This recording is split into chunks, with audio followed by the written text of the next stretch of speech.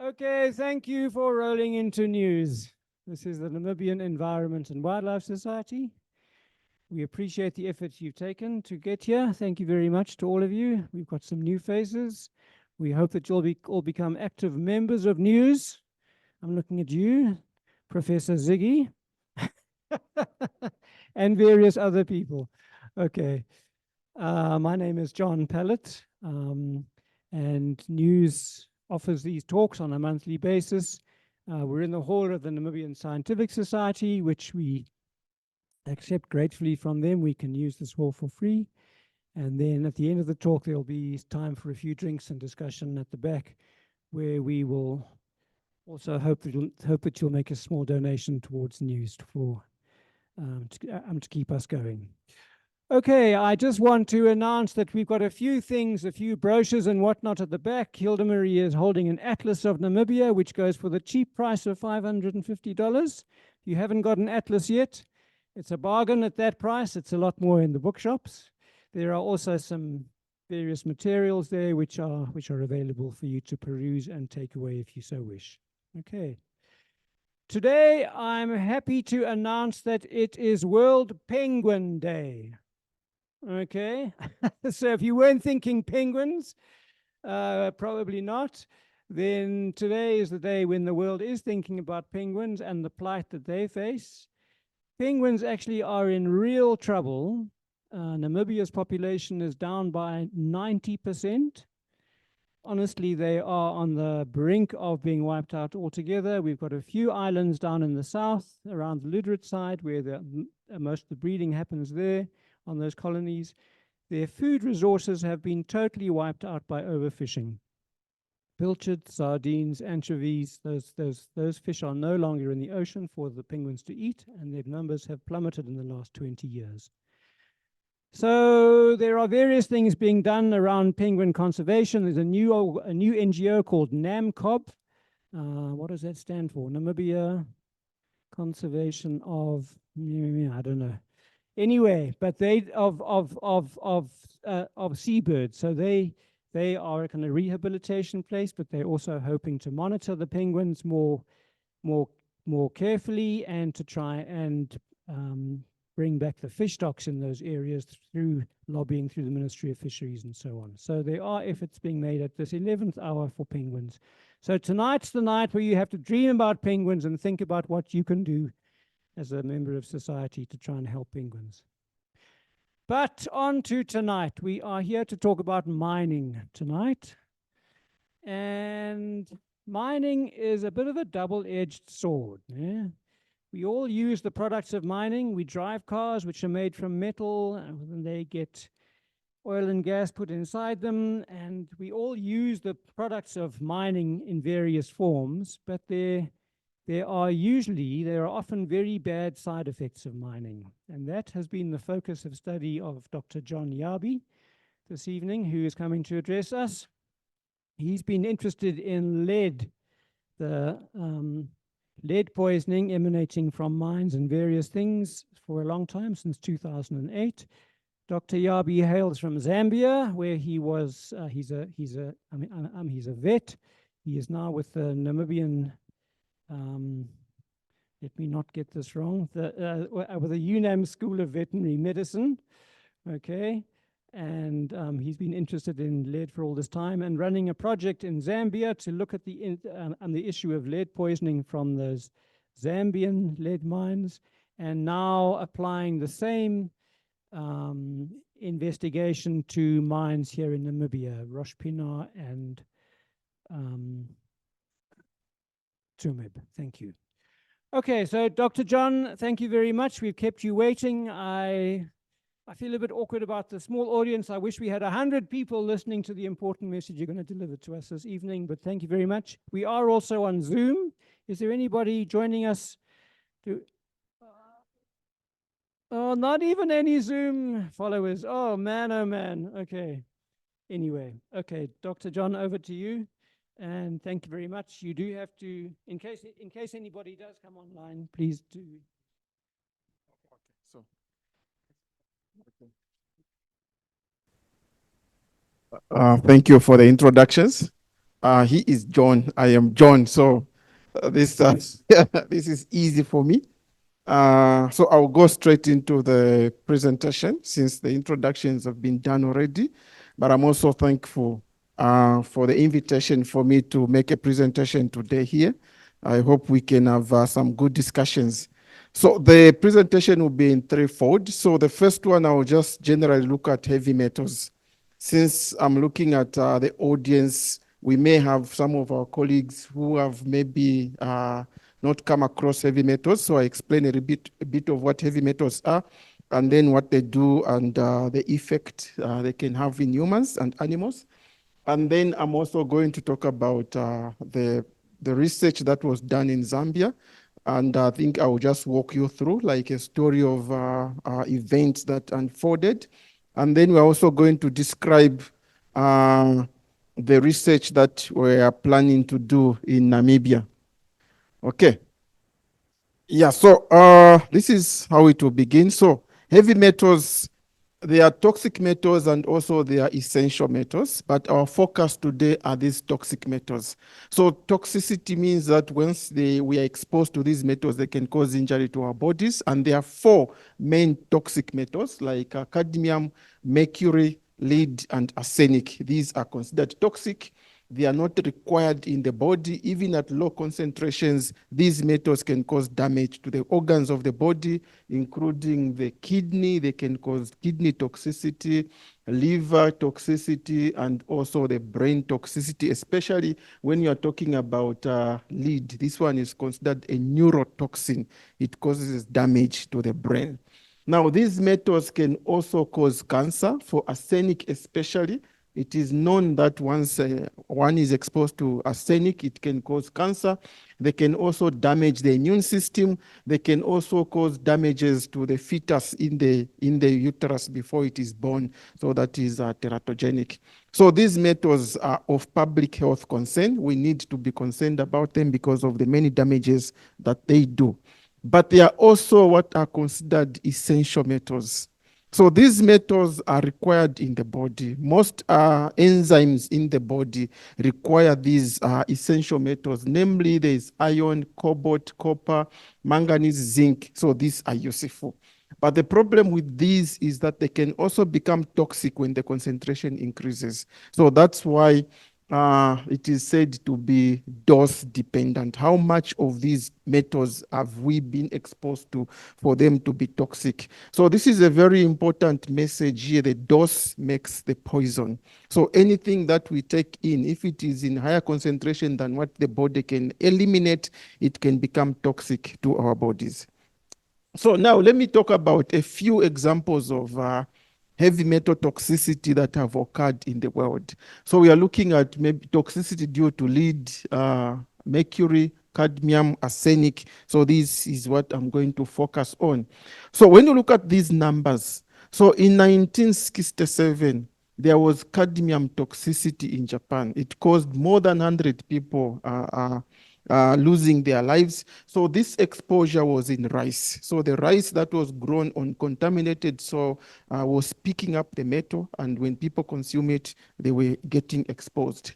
Then again in Japan, there was a methyl mercury toxicity, which caused the mortality of over 1,000 people. So this one was, it happened in a town called Minamata, and this was again in 1956. This was from a company that was discharging the effluent or the discharge into the river. The fish was getting exposed, so people were eating contaminated fish, and they got this disease called the Minamata disease because of the area. Then in Nigeria in 2010, more than 400 children died of lead poisoning. So I will explain a little bit about this one.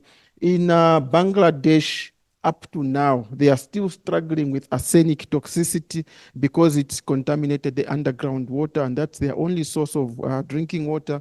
They are struggling to purify it. So this is Minamata Bay, the one I talked about. This is in Japan.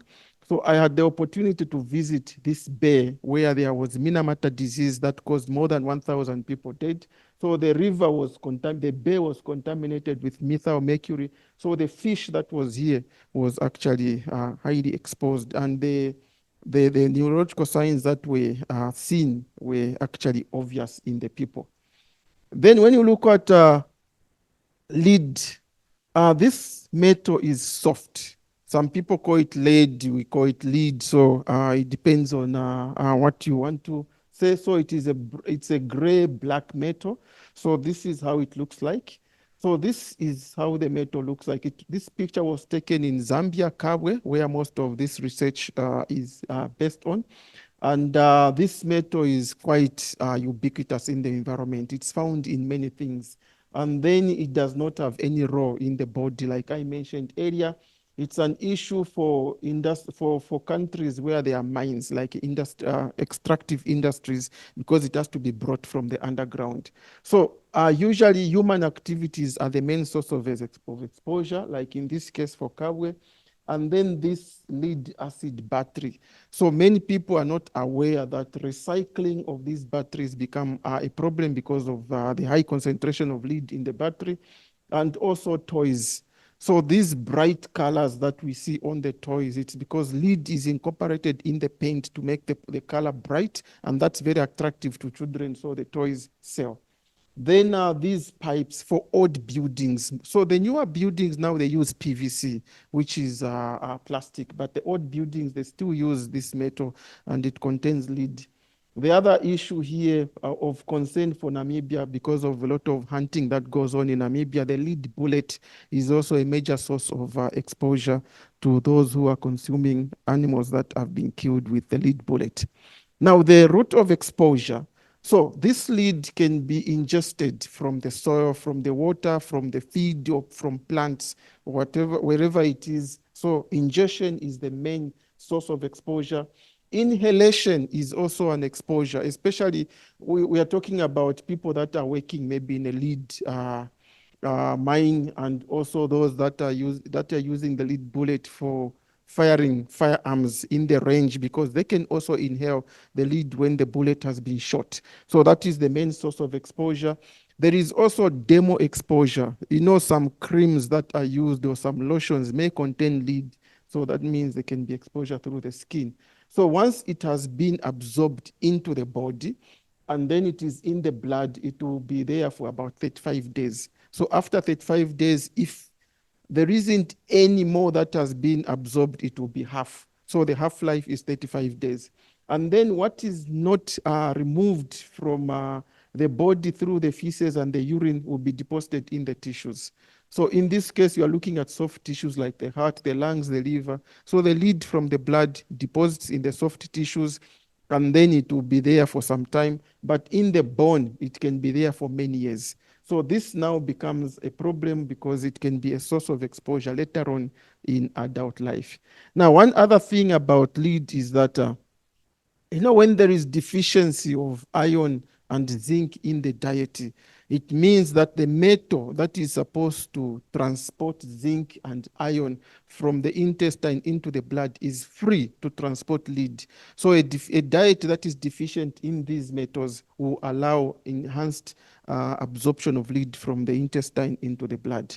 Now, this here gives us these critical thresholds for toxicity. So what we know is that a level of 3.5 microgram per deciliter is the limit of concern. So this is the concentration of lead in the blood. So at this level, it can still cause some developmental defect in the brain in children. And so it should be a level where you should start becoming concerned and check where the source of lead is. And then at levels now where it is increasing to 10. So these are the clinical signs in adults. These are clinical signs in children. So some of the obvious clinical signs it will produce is abdominal cramps, anemia, because it interferes with hemoglobin production.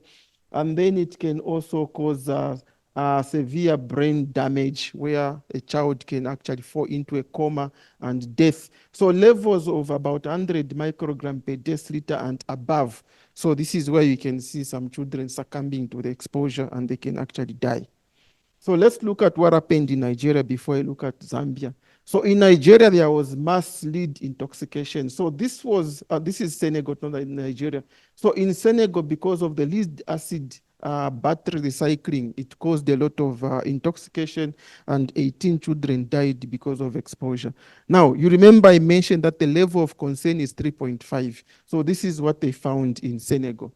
So there were levels of up to 40 to 614 microgram per deciliter. And we mentioned that levels above 100 can cause brain damage and also death. So this is why a lot of children died in Senegal. The levels were extremely high. Then Nigeria, okay. For Nigeria, we are looking at levels that are also similar. So for Nigeria, it was a gold mine. So the people were mining gold illegally and bringing the metal ore to their homes and then processing it and cleaning it. So in the process, they were exposing their environment, their homes to lead. So in this case, more than 400 children died. The range was up to 445 microgram per deciliter. This was also extremely high. So for this one, they were not aware why children died.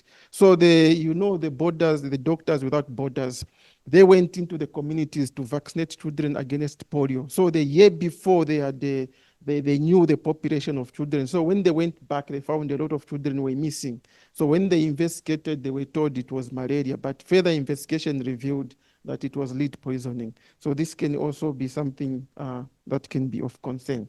Now let's look at what happened in Zambia. So the project, the research that I'm going to talk about is a summary of this Kampai project, which is called Kabwe Mine Pollution Amelioration Initiative. We called it Kampai. The name of the project was long.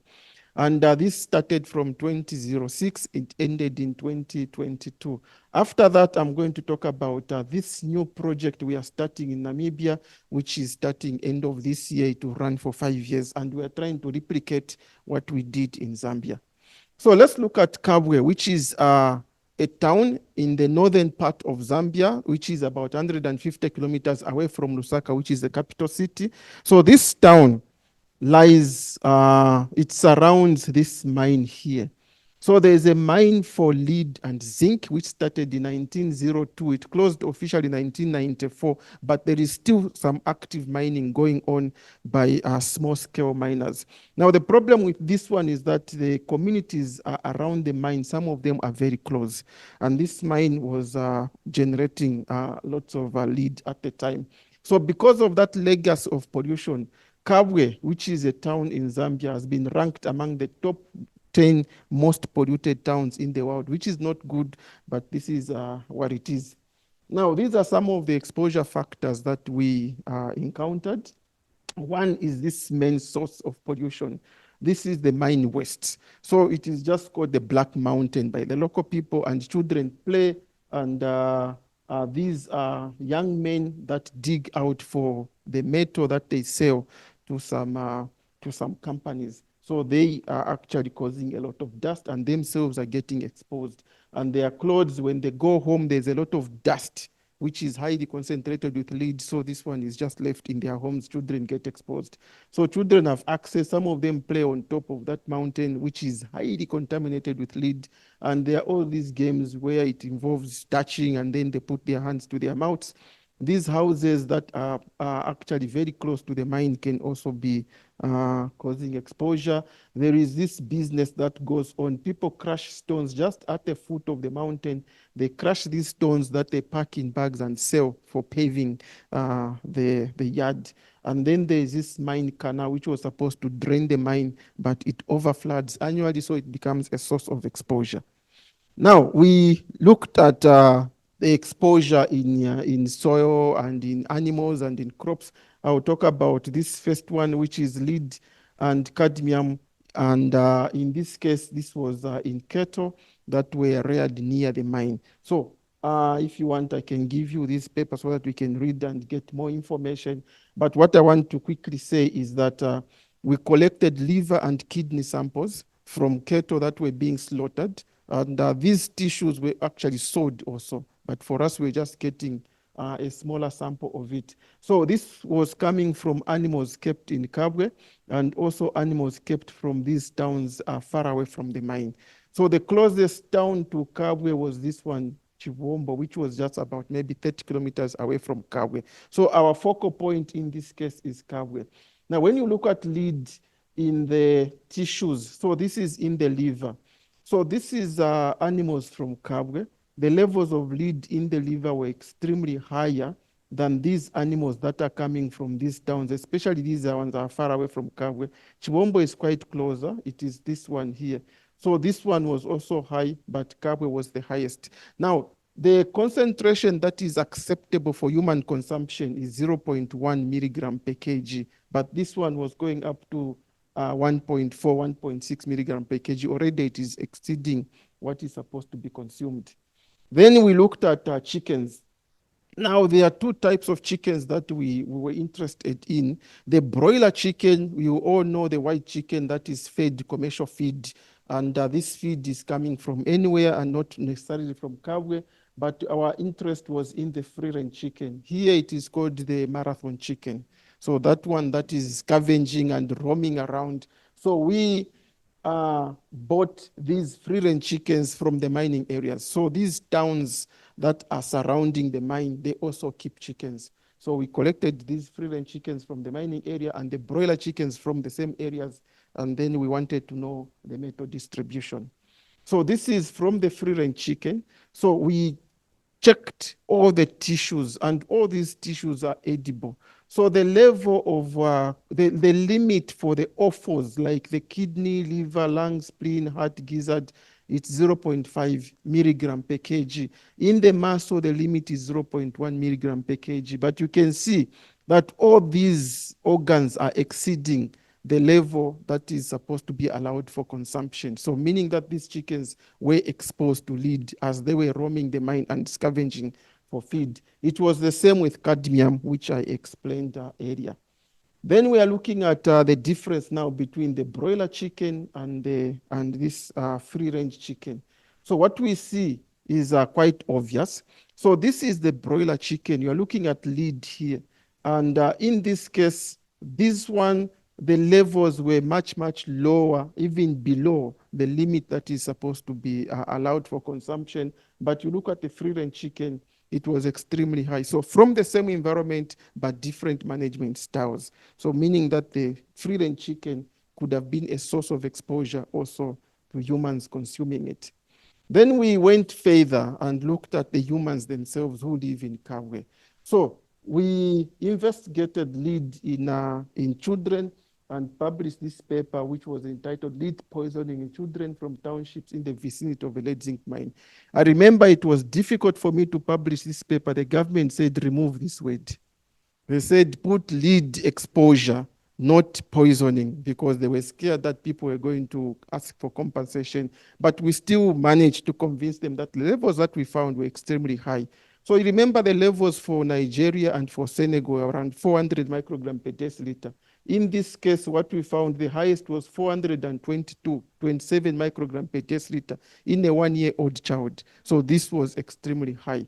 So now we wanted to find out what is going on in Kabwe. So we started doing this Kampai project and did a broad surveillance of many households within Kabwe.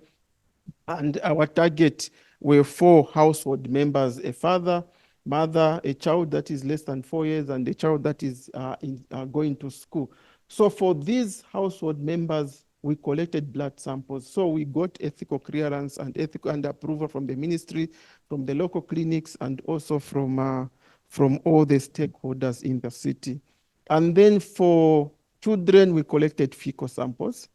And then from the mothers, we assessed the quality of life. So here what we were interested in is, this is a mother that has a child with lead poisoning. There are so many neurological signs that the child is showing, like loss of memory and also difficulties in learning. How is it affecting her life? So we did the quality of life assessment for the mother.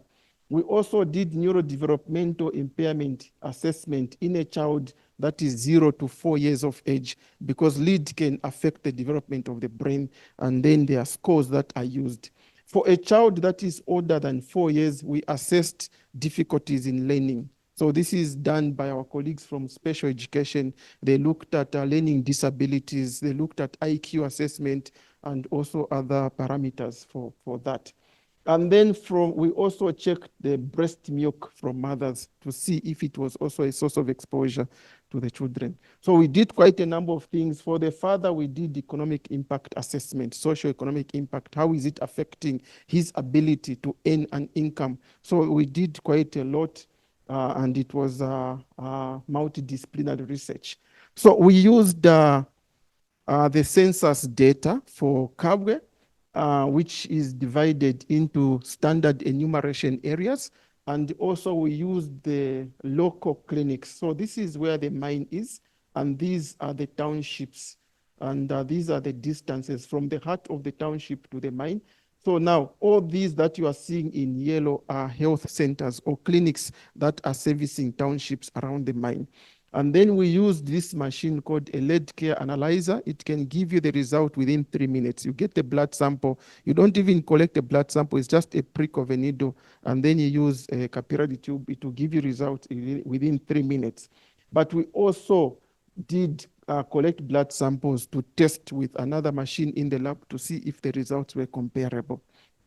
So what we found was that there were differences in the concentration of lead in the household. So we are looking at the father, the mother, and 2 children. One is older, the other one is younger. So our main interest was these exposure variations among household members and looking at the factors that can cause that.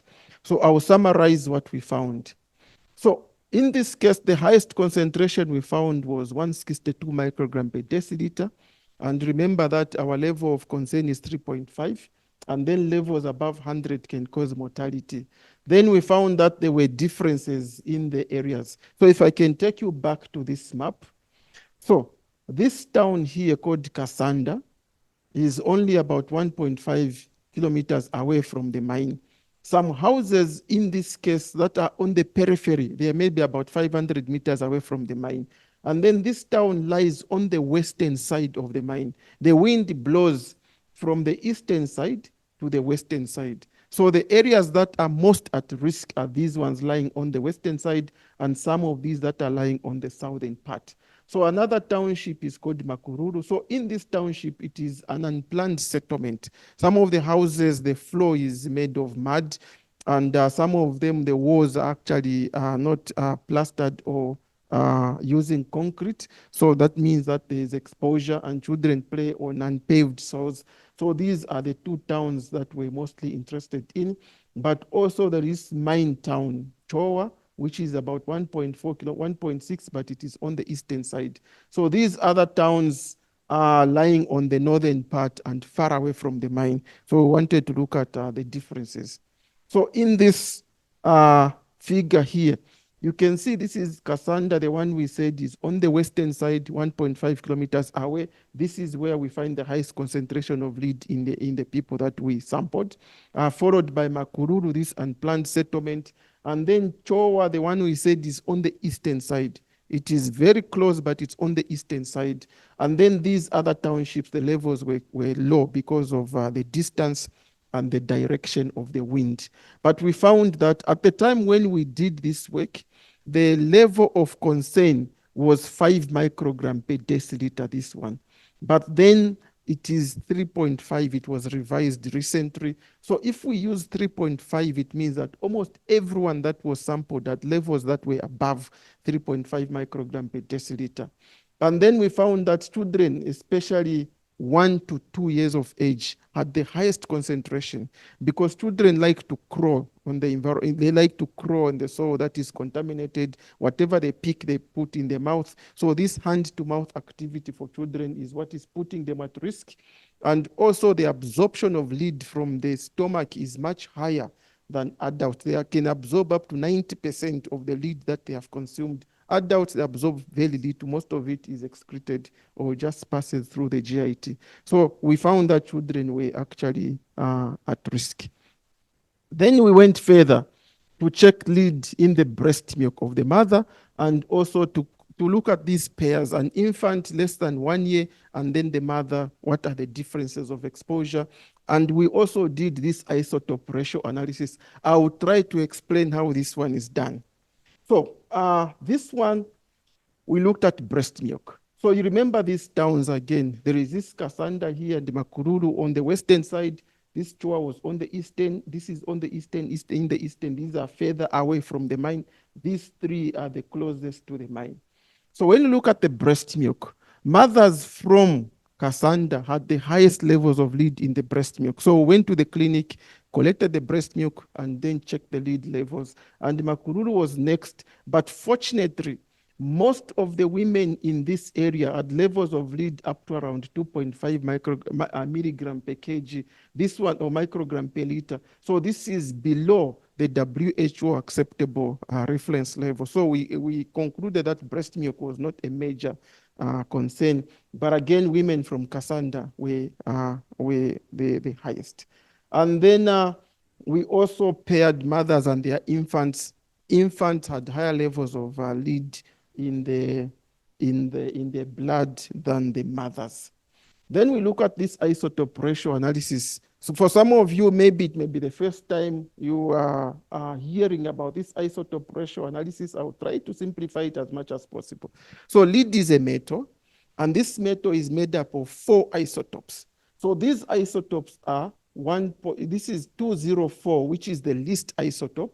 Then there's 206, which is 24%, 207, and then also 208. So these combine to make up the metal. Now, when you look at the ratios of these isotopes, you are looking at the ratio maybe 207 and 206. If you find this one in the soil, and then you find this ratio in the blood, it means that the lead in the blood came from the soil. So you're looking at this one as a signature isotope that gives you the source of the concentration. So these two ratios, 207 and 206 ratio, 208 and 206, they are usually stable. If there is any changes in the physical chemical changes, they normally remain stable. So these are used as a natural tracer, the source where the lead is coming from. So we wanted to find out, is this lead in the blood, in the chicken, in humans, in goats, and everything else coming from the mine? So this is what we wanted to do. So this work, it usually uses low concentration, and then any contamination can cause changes in the isotope ratio. So we have to use a very clean laboratory. You have to mask yourself. It is like you're dealing with viruses that are highly infectious. So this is what we found. So these are the samples we have. The infant's blood sample, which is the blue dot. The mother's blood, which is the red triangle. The mother's breast milk, this is the green square. And then the infant's feces, the orange diamond. And then this is the soil. And the Kabwe Gelena, this is the mining area.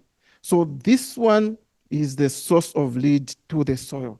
And then we want to find out, are children getting lead from the soil? So when you look at these that are clustering together, it gives you that they are coming from the same isotope. So this is the mining area. This is the lead from the mining area.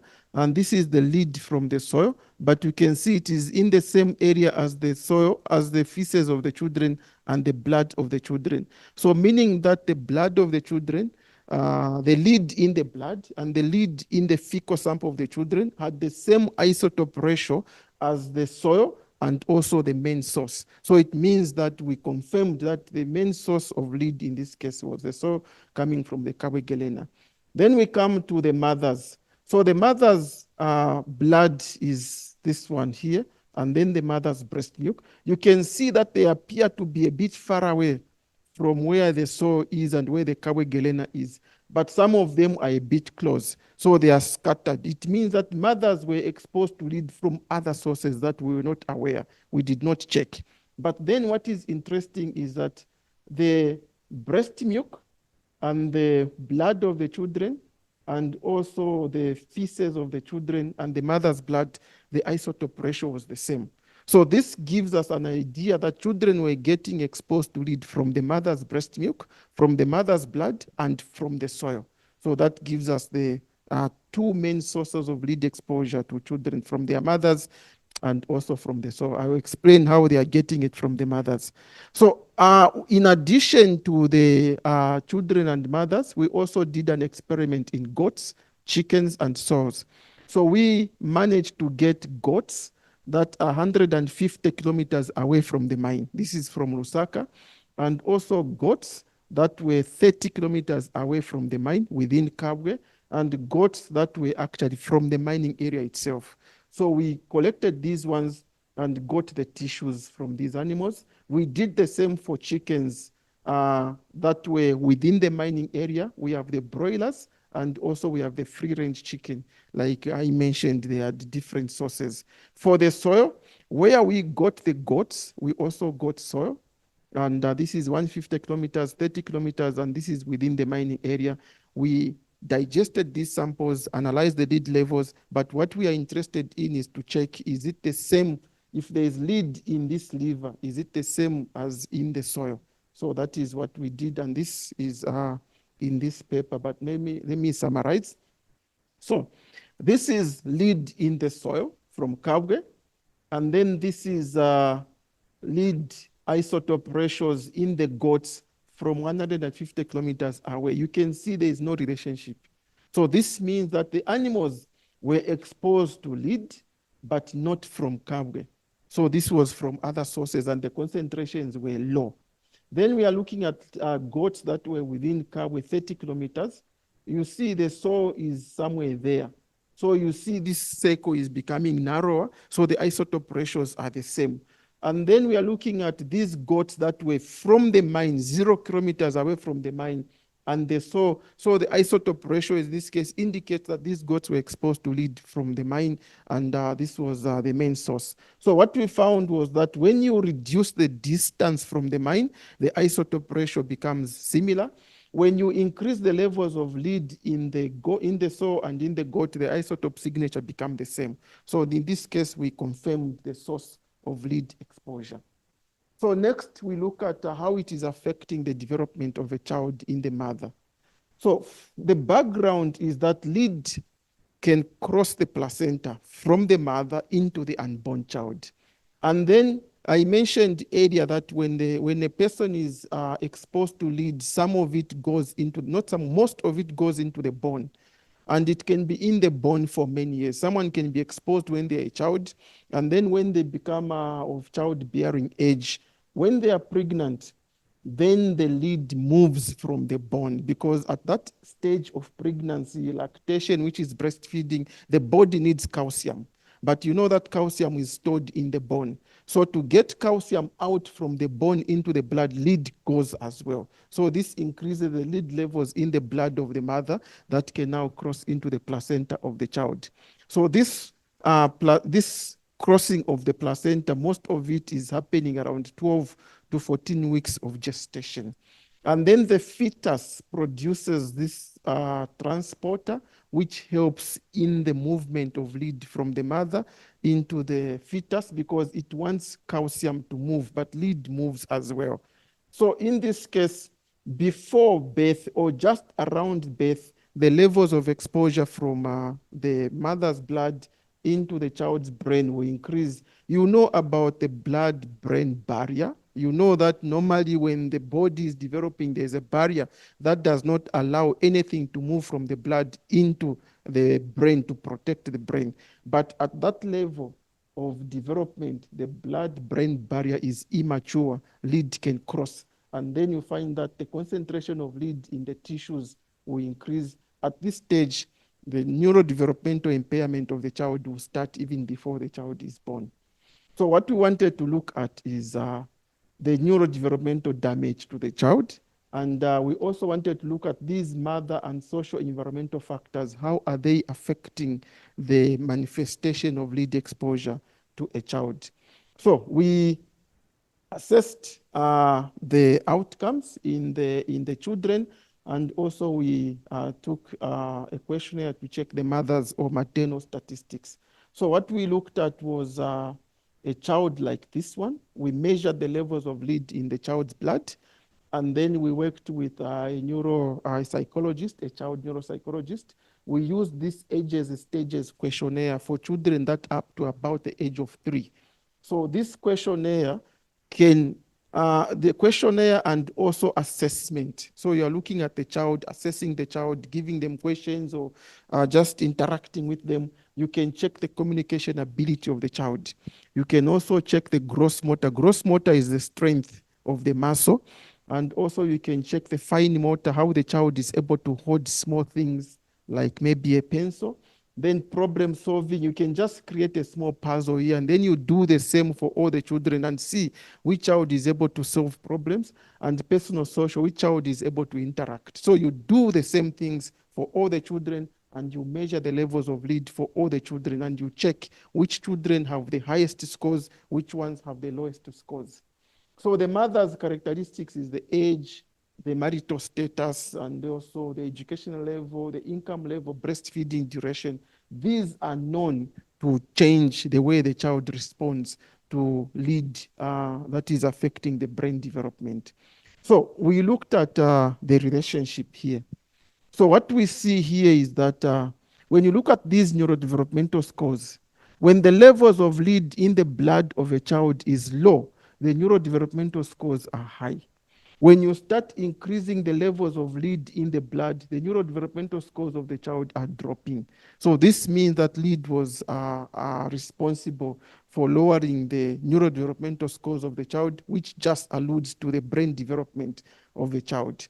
Then we looked at these townships that I mentioned earlier. You have Makururu, we have Chowa, Kasanda. Remember, these townships are closest to the mine. So when you look at the neurodevelopmental scores, they are lower compared to these towns that are far away from the town. So this is personal social, the fine motor, or problem solving, fine motor, gross motor, and communication. So all these scores are lower. So this is from the same town.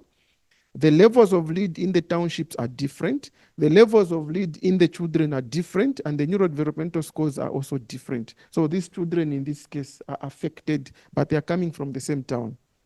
Then we looked at the ability to use an animal that is in the same environment as humans, because we know that sampling blood, urine, fecal sample from humans is very difficult. So we used a sentinel animal that is inhabiting the same environment. So we did a rabies vaccination campaign, which was paid for by the project. So as people brought in their dogs, we were also collecting blood sample, urine sample, and fecal sample. Then we did exactly the same we did for humans to check what was happening in the dogs. So what we found was that the age was a factor. Remember, for children, 1 year and 2 years were the highest exposed. In dogs, it was the same. You are looking at months. So most of the dogs that the highest exposure were these puppies here, about 10 months, 4 months. So you're looking at months. The puppies were most exposed as compared to the older dogs. And then you are also looking at the distance from the mine. So these townships that are closest to the mine were the ones that were, this is where most of the dogs had the highest levels of concentration. So when you start increasing distance from the mine, you find that the levels of lead in the dogs is also reducing. So we confirmed that this is the same. And we did these biochemical parameters. So in the dogs, the highest concentration was 271. In humans, we found 162 microgram per deciliter. So we also found things like anemia. Biochemical analysis was the same in the humans and also in the dogs. So we came up with some conclusions. We found that the levels of lead in this town is quite alarming. And also human breast milk was not a significant source of exposure. And we found that these free-range chickens could be an important source of exposure. And the mother's blood and the soil could be the source of exposure to the children. And then liver, kidney, and also this hematopoietic system anemia. I haven't mentioned these ones earlier, but these ones we found that they were also affected. And we found that a dog could be used. We also used rats, the same rats that are inhabiting the same household. What we did was when we went into these houses to collect, to invite people to come to the clinic for sampling, we also set some traps for the rats in their houses. So the levels were similar. We find that in this household, the levels of lead are high, and in the rats, it's the same. And compared to where it is low, it was the same. And we also did the same for lizards that we captured in the same household, because we're also looking for lizards. So we also partnered with this project because it's important when you have such results, there should be some treatment. So this project is currently screening and treating and also conducting remediation, trying to remove. And actually what they are doing is dust suppression, because the soil is the main source of exposure.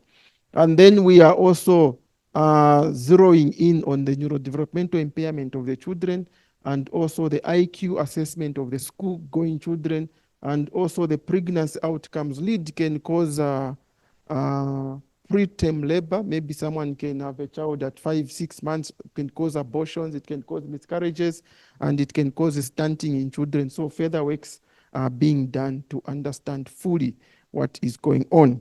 So this is end of part 1, which is, and then after we got all this information, we disseminated to the government and also to the communities through these community radio stations. We interacted with the medical personnel, gave them the information, gave them the results, and encouraged the people to go to the health centers and get the results and go for treatment. We trained the local nurses on treatment, on screening, and also on health education. So that is the end of part 1. Part 2 is very short because it is just the plans that we want to do for Namibia. So this one, maybe it will just take about maybe 5 minutes. Okay, so let me proceed to part 2. So part 2 is we are interested in arsenic and lead contamination in these 2 mining areas, Tsumeb and also Rosh Pinah.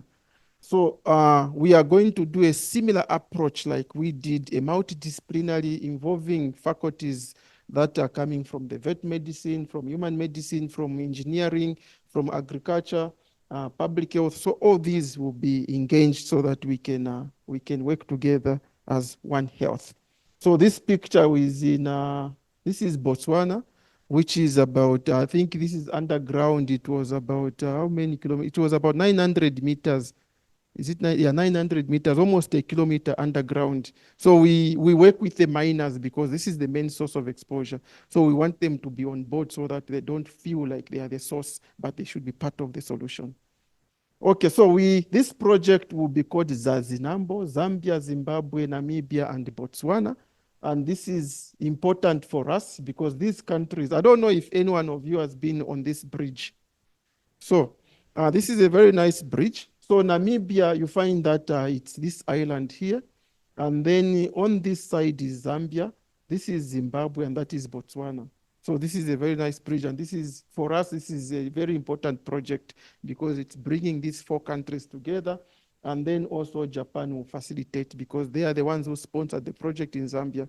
They will also sponsor the new project in these 4 countries. So this will promote collaboration in the region because this is the Southern African region, and the Hokkaido University of Japan will facilitate. We are looking at One Health.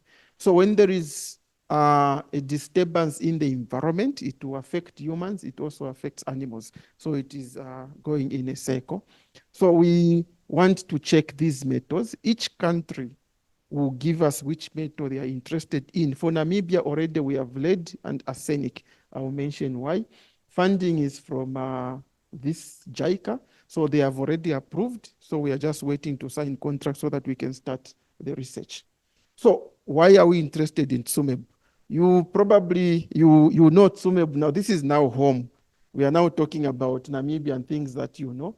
So Tsumeb, I don't know if all of us have been there. I went there. We did a tour around the mine to check why it is of particular interest to us. So this interest is because there is a mine in Tsumeb that started in 1903. The mine in Kabwe started in 1902, so almost at the same time. And this mine smelters copper, or it processes copper, but then also it produces lead as a byproduct. What is produced as byproduct is arsenic. So it processes lead, it processes copper, but arsenic comes as a byproduct because most of these metals don't occur in isolation. They've got all these other metals that they occur as a mixture. Now, this Tsumeb here lies in this important agricultural region, which is called the Golden Triangle or the Maize Triangle. Think it is Tsumeb, Otavi, and Ruffontein. So that makes a Golden Triangle, and that is where we have most rainfall in Namibia, and this is important for agriculture. But then there is this mine that is there. So arsenic is toxic, like I mentioned, so it can cause these clinical signs that are non-specific. So someone can have nausea, vomiting, and then they can have pain. You may not know that it is arsenic. But what is kind of specific is the changes on the skin. So on the skin, it hardens the skin, which is called hyperkeratosis. So you find that this was published this is in an Indian journal, but it is from Bangladesh. You remember I mentioned Bangladesh underground water is contaminated. So this is on the hand.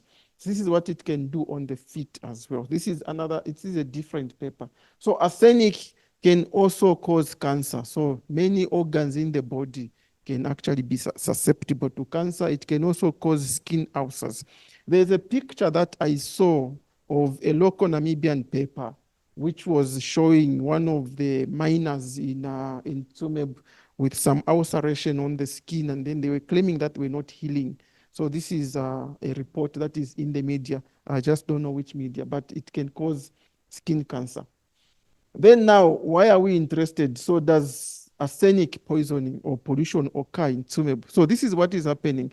So there is the Namibia custom smelter, which we actually, we went there, and then the one who took us around actually was one of the workers in the mine.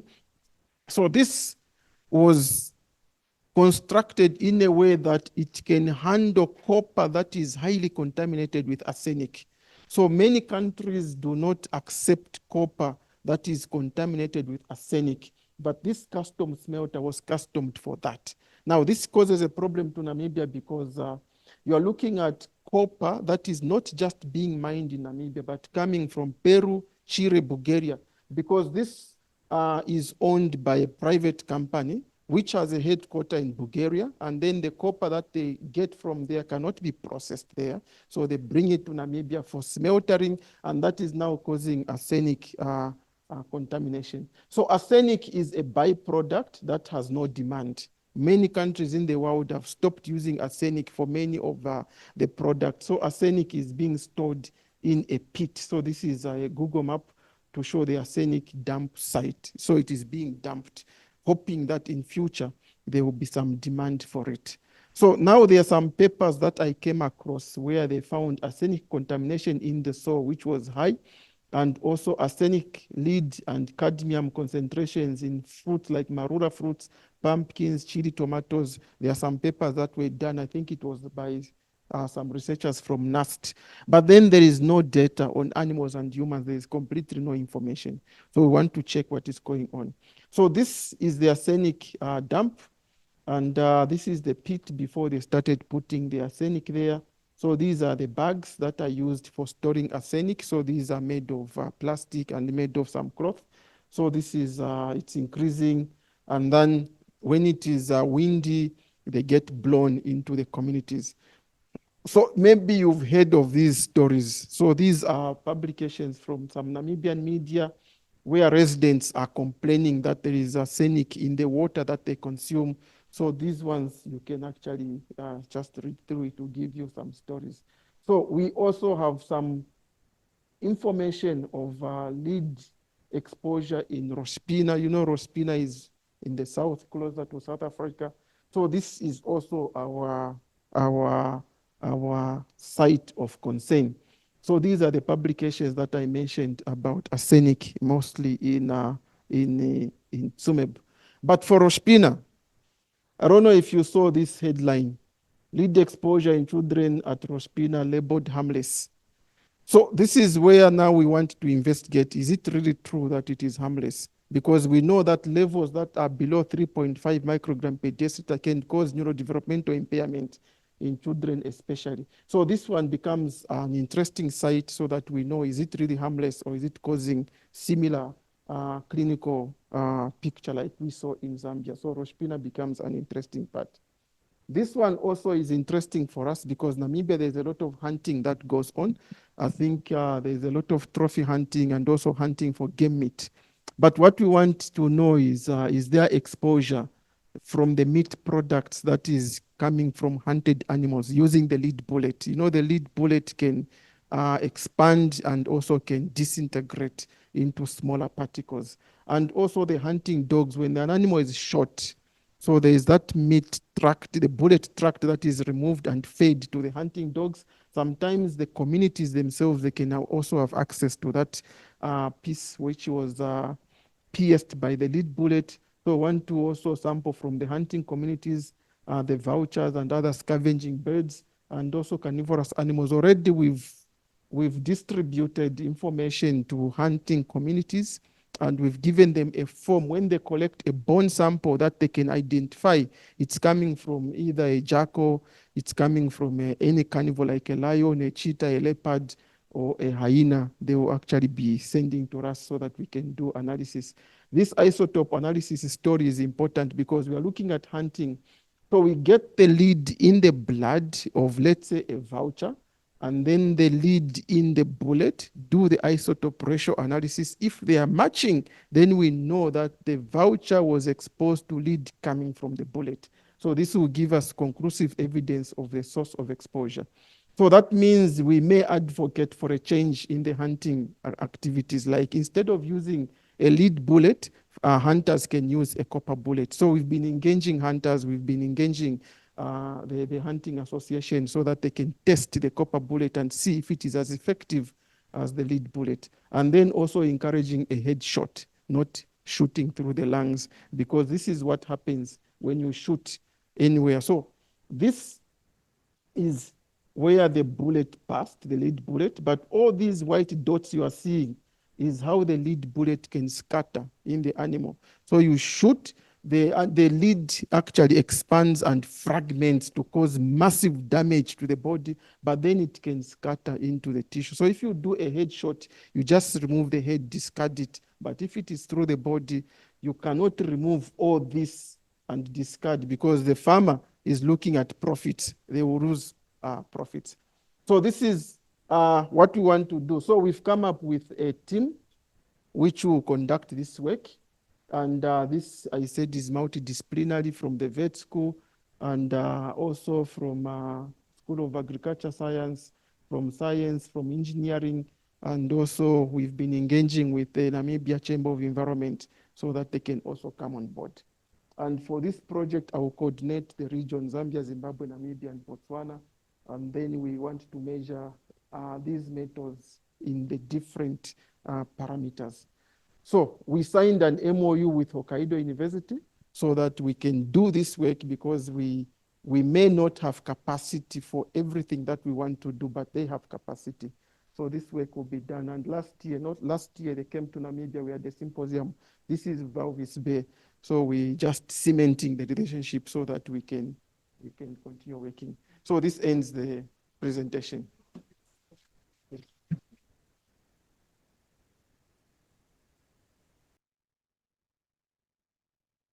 Thank you, thank you. Yo, Detective Yabe. It's a real detective story to figure out how all of these things are related, and amazing. You had me spellbound. I think everyone completely intrigued with how that story has been diagnosed. Thank you very, very much.